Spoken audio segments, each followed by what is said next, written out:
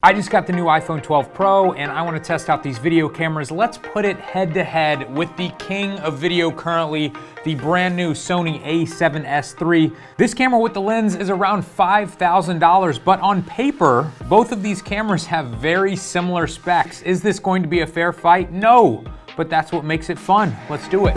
Now, the iPhone 12's claim to fame is that it can shoot in this Dolby HDR setting. The first thing that I tested was this setting on and off. On the phone, you can see a difference. It's certainly brighter with HDR on, but it still looks like a correct exposure. However, when you get back to the computer and work in a timeline that's not HDR, looking at it on a monitor that's not an HDR monitor, it just looks overexposed, and I was afraid that I had ruined the majority of footage for this video. Luckily, these are 10-bit files, and you can color grade them and get them to look a little bit more normal. But because I don't deliver anything in HDR, I'm probably going to keep this turned off all the time. Without any picture profile, the Sony is much more contrasty. I also shot in S-Log and then color graded it so you can see these side by side. All the way zoomed out, both cameras do look pretty similar, but when you zoom in, you can see that the Sony is a bit sharper and the bit rate is much better on the Sony. And when you have a lot of moving subjects, there's a lot of artifacts that show up on the iPhone. For this shot, I pointed the cameras directly at the sun, and you can see the iPhone is doing a lot of post-processing itself to retain those highlights. For shots like this, if you're not going to be doing any grading, it actually does look better on the iPhone. Zoomed in, we can see that the Sony's quality is better, but I don't think the average person can see this if you're not zoomed in. For this shot, I wanted to test the autofocus, and obviously the Sony is the clear winner here. For this shot, I once again wanted to test the bit rate, and as you can see, if there's a lot of movement going on, you're going to see a lot of artifacts coming up on the iPhone. Next up was the stabilization test, and the iPhone absolutely destroyed the Sony a7S III in this test. I was very impressed.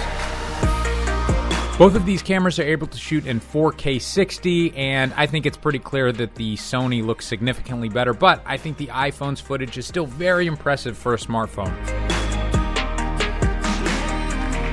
The a7S III is also able to shoot in 4K 120, whereas the iPhone is only able to shoot in 1080 at 120. It can also do 240, but here they are compared at 120 frames per second. Obviously, a clear winner for the a7S III. Now, up until this point, I've only been testing the standard wide lens. That camera is much better than the other two, but here you can see all three cameras being used on the same scene. The telephoto lens on the iPhone 12 Pro seems like a huge upgrade over the telephoto lens on my iPhone 10. However, I was not impressed with the wide-angle lens at all. It looks really blurry. Here it is side by side with the Sony. And here you can see the telephoto lens compared to the Sony zoomed into 52 millimeters. And this is one more focus test with the telephoto lens. It performed even worse than the standard wide lens. In conclusion, I'm very happy with this phone. I think the footage out of it looks absolutely amazing. I'm a little bummed out that the wide angle lens looks as crappy as it does, but the other two cameras look great. HDR, at least at this point in time, seems a little bit like a gimmick to me. It looks maybe a little bit better on the phone, but it certainly looks worse on the computer, and it adds one more step when it comes to editing. So I think for me personally, I'm just going to keep it turned off for right now. In my opinion, the footage out of this phone is definitely good enough to use professionally for the types of jobs that we do. However, there's one main reason why I probably won't use it professionally very often. The iPhone says it's gonna take 35 minutes to transfer the footage. I've got the exact same footage here on my Sony. 35 minutes versus less than 1 minute. Why won't the iPhone give us a high-speed USB-C port?